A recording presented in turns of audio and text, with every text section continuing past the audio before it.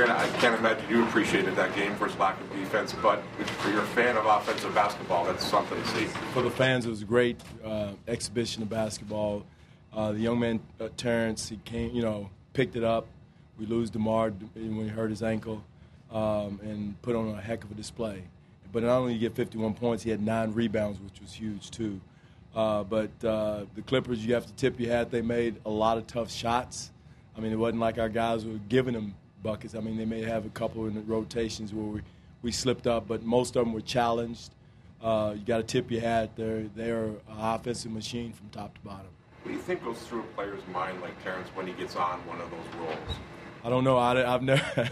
I've never had that, but he had it going. We kept trying to go to him, and when he got to five, I almost took it out because he was dead tired, and they were going at him offensively when Reddick came in, and he didn't have any juice left. So I left him in, trying to let him go ahead and get it. But he did an admirable job offensively. He was focused, locked in.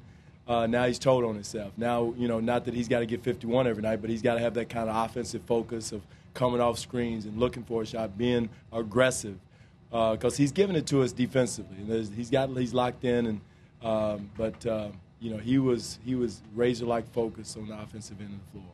You talk about tipping your hat, and not all of Blake's shots were easy. I mean, Namir and Jonas. We were double-teaming him, Ryan, and we were up into him. We tried different combinations, different people on him.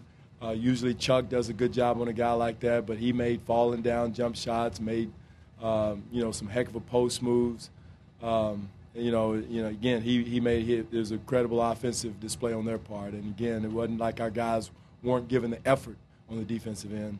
They made some tough shots, and our positive was we met a lot of it with our offensive force, and we've got to have that push. But again, in a normal game, you don't want someone to shoot 55% against you, and that was the ball game. Is there anything on DeMar besides? He's going. The X-rays were negative, but he's a little bit swollen, so hopefully he can go. But we'll have to wait and see tomorrow. I guess he played maybe 10, 11 minutes. Just to see if he said he wanted to try to see if he could go. He just couldn't go. He tried, but he just couldn't get it going, and so hopefully. And then Patrick, I think his nose is broke.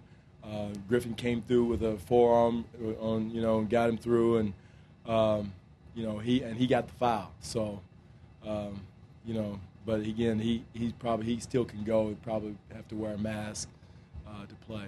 For Terrence, you've spoken about him making that adjustment, putting the ball on the floor after that three-point shooting display in the first half. Most of his points in the second came in the paint. One more time on that, Josh.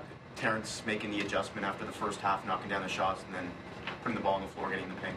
Yeah, he did. They were running at him. That was a good adjustment on his part. They were running at him. He had to, he wasn't going to get a three off, so he had to put it on the floor and did a good job of reading the defense, and that's something DeMar's also doing a good job of. But Terrence tonight did a good job of reading what the defense was giving him and taking him off the dribble and got to the free throw line also.